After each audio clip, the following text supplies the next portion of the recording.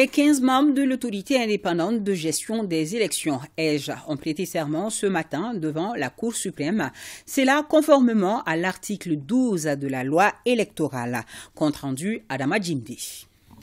Un pas de plus vers l'organisation des élections générales dans notre pays. Les 15 membres de l'autorité indépendante de gestion des élections EGE viennent de prêter serment ce matin à la Cour suprême. Du coup, ils sont renvoyés à l'exercice de leurs fonctions. Cette cérémonie marque le point de départ concret du processus électoral.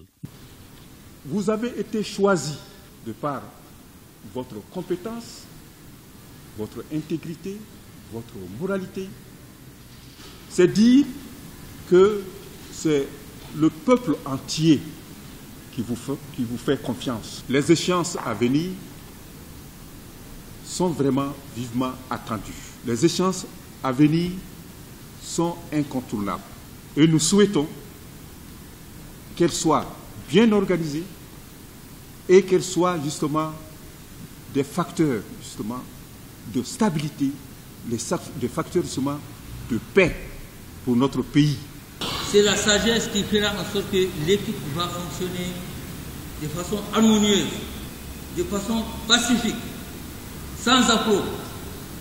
L'objectif visé, c'est de faire en sorte que l'autorité indépendante de gestion des élections puisse jouer sa partition de façon salutaire. Pour le barreau, le Malikoura doit être un vaste chantier où chaque Malien doit jouer sa partition. Monsieur le procureur général, tout le long, je dis bien, tout le long de votre réquisitoire, vous êtes intervenu sur cette notion qui nous est tous chère.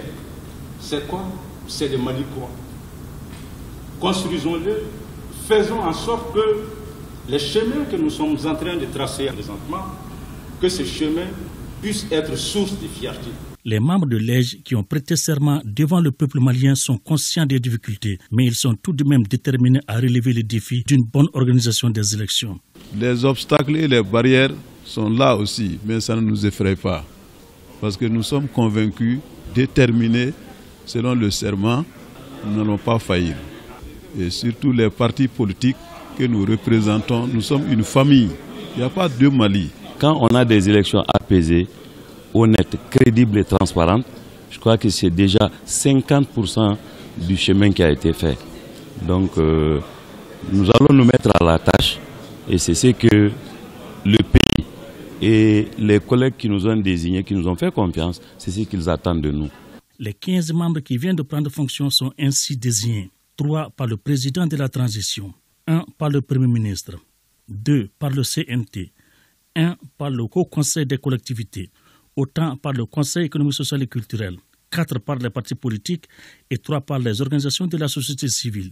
Ce collège a pour mission l'organisation et la gestion de toutes les opérations référendaires et électorales à venir.